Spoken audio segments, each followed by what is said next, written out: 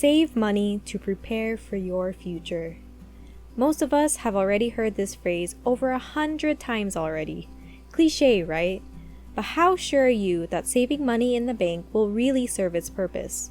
What if depositing money actually results in losing more than the amount you expect to earn in the long run? And the reason behind this is something called inflation. If you want to know how inflation prevents you from protecting your savings, please keep watching until the end of this video. We'll also share with you a few tips on how you can actually earn more money by spending, and at the same time, we'll help you understand what you can do with your savings account. To be finance savvy, financial intellect is your buddy. What are you waiting for? Like, subscribe, and click the notification bell to be updated whenever we post a video. The issue with saving accounts.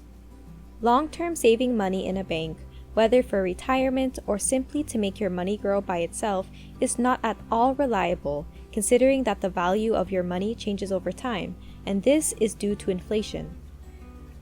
To properly comprehend the effect of inflation, it's necessary to first review how savings accounts work. So, opening a savings account is actually quite simple. You go to a bank to apply for an account. Once you've answered the form and submitted the requirements, and voila! You're now a holder of a savings account. But first, of course, you have to deposit and maintain a minimum balance. Then the money that you left will grow slowly depending on the bank's interest payments. This interest is determined over certain time periods, such as if you deposited $10,000 in your savings account, earning 1% annually, then you will gain an additional $100 in the succeeding year. In most circumstances, interest is compounded, which means you receive money from both your deposits and the money earned through the interest rate. Imagine, if you continue to save your money in the second year, you would earn 1% of the total amount you currently have, which means you would receive an extra $101 instead of just $100. Meaning, the more money you put in the bank, the more interest you will receive. And what's even greater is that it will also continue to be compounded. APY, or annual percentage yield, is a term we use to describe how much is the rate of growth your investment will produce over a period of time. Also, if you want to know the reason why banks pay interest on your savings, it's mostly due to the fact that it is lent to borrowers. So this means that the interest you earn from your savings is in fact the interest they also earn from these customers through loans or credit cards. It's a total win for us, right? Well, it's not as simple as you think. Now comes inflation. We mentioned previously about inflation affecting our long-term savings, but how does inflation affect it in the first place? Inflation is a rate of increase in the prices of basic goods and services. This makes a currency decline over a period of time. In simpler terms, it makes your money lose its worth as prices become more expensive brought by inflation. To help you understand more about inflation, let's examine a real-world example in the film industry. According to the numbers, a film industry data website, back in 2002, the average price of a movie ticket was $5.81. Fast forward 10 years later, in 2012 it became $7.96. Now, fast forward another 10 years, today, it went up around $9.16. You see, over time, the prices went up over a decade from 3.7% for 2002 to 2012 to another 1.5% for 2012 to 2022. Inflation affects the value of your money as prices get more expensive. If you think about it, if you have $10 back in 2012, you can buy a 3-day worth of meals compared to now, where it might be barely enough to feed you for a day. Well, the cost of goods tends to increase over time, and inflation is very common for us.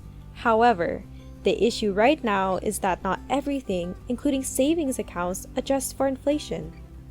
Seeing the pattern directed by inflation, the money in your savings account will be worth less than its initial amount when it was deposited if the interest generated isn't more than the rate of inflation for the year. Knowing this, you might think that the solution is just to look for a bank that offers a savings account that has an APY more than the average rate of inflation. Easier said than done, since interest rates in bank accounts only reach a certain percentage and it's not as high as you might expect it to be. The Federal Deposit Insurance, or FDIC, stated that the national average APY for a regular savings account is 0.07%, while renowned high-yield savings accounts pay a little more as they offer between 0.40% and 0.60% interest rates. Considering that the inflation rate for 2021 was an astonishing 7%, that is nearly 12 times what you can get from a savings account interest. Returning to the $10,000 in your savings account, let's apply this to real-world inflation and APY rates. Let's first refer to the inflation rate from 2019 to 2020, which is 1.23%. If you deposited $10,000 in your savings account between 2019 and 2020, which has an APY of 0.07%, the amount you earned is $7, amounting to $10,007 in total, while with a high-yield savings APY of about 0.60% would give you $60, totaling to $10,060.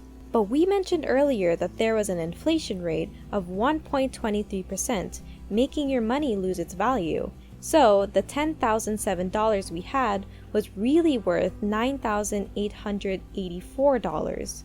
So the money you deposited actually lost $116, while on our high-yield savings APY, which was $10,060, was now worth $9,936. Now, even with a high-yield savings APY, you still lost $64.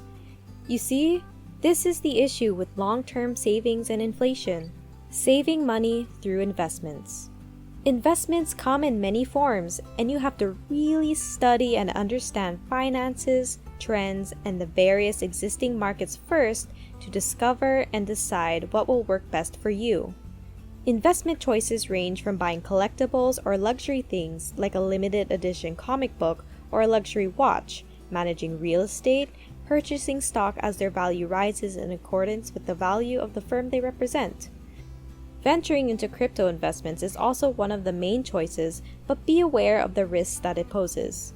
You will never run out of options, so it really boils down to your level of knowledge of the existing market and the circumstances you currently have in deciding where and when to invest.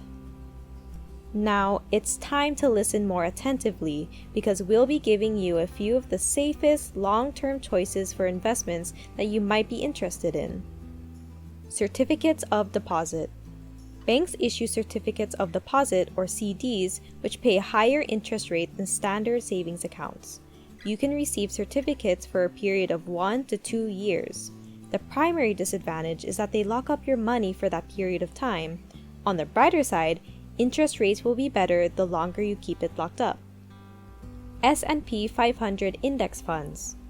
If you're looking to invest for the long term, index funds such as the S&P 500 are a good choice because they provide instant variety, as the S&P 500 lets you invest in companies like Amazon or Berkshire Hathaway, which are among the top 500 American corporations. Dividend stock funds. Stock investing is always dangerous because it's impossible to foresee how the market will behave.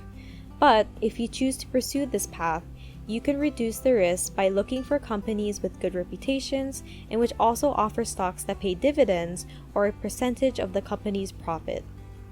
Last but not the least, you can try renting real estate. Buying and renting out real estate can be a great method to make money in the long run if you have the time and patience to manage it. Rent prices can change and adapt to inflation, so you know you won't have that problem. However, you still have to consider the possibility of expensive repairs, maintenance, marketing, and, of course, finding excellent tenants. Short-term versus long-term savings. We're done with long-term investment choices. Now let's talk about the difference between short and long-term savings. With what we've been talking about for the entire episode, you might be thinking that depositing in a bank account is a bad idea, but that's not always the case. You see, when it comes to long-term goals, savings are ineffective as inflation erodes the worth of your money the longer it remains in the bank, even with high APY rates. This means you still lose more money when you don't make it move and leave it in a bank account. But still, do not discredit the value in saving money. It's still a great idea, especially for short to medium-term goals or as a safety net in cases of emergency. On the other hand, long-term investing choices have the disadvantage of being inconvenient as an immediate source for getting your money back. Either your savings is tied up for a long time, or you don't have much freedom in how you may utilize it.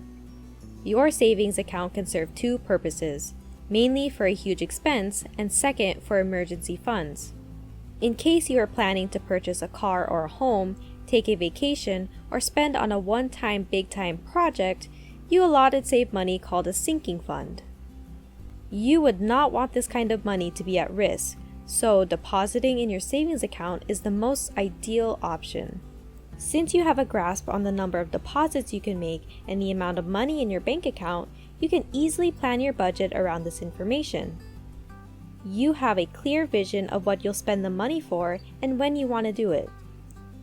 In addition, in times of disaster, the money in your savings account secures you with emergency funds. Although the money won't increase by itself as significantly when you invest it, you're assured that you can always pull out money from the bank when you really need it. An emergency fund is different from the sinking fund in the way that the money is used because you still don't know yet how and when you'll spend it, but it gives you a sense of security that you can pay your bills and fees, especially when a disaster or accident arises in the future. To summarize, savings accounts have both pros and cons. It's simple to start, provide rapid access to funds, and keeps your funds relatively safe. At the same time, they're excellent short and medium-term financial management solutions. However, it's best not to rely on them, especially if you're saving for retirement, at the very least not alone. If you really want to put your money to work, you should consider investing your savings into various mediums such as stocks, bonds, and real estate. If you would ask us what would be best for you, it would actually be entirely up to how much risk you're willing to take, and you certainly don't want to end up losing all your money to investments. Just like in reaching any goal, you have to make the effort to achieve it, and in this case, you have to study and understand on coming up with decisions and how each choice works.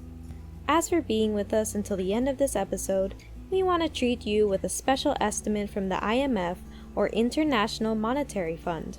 Their report estimated that interest rates in the United States might fall around 3.4% by the end of this year, 2022, and by 2023, around 2%. If we take the $10,000 example earlier, it would be worth $340 less by the end of the year, and another $200 less by 2023. Even in a savings account with an APY of 0.60%, your $10,000 would be worth measly $9,718 by the end of 2022 and $9,574 by the end of 2023. This means that it might actually be best for you to invest your money. If you like what you've watched, stay tuned for more videos.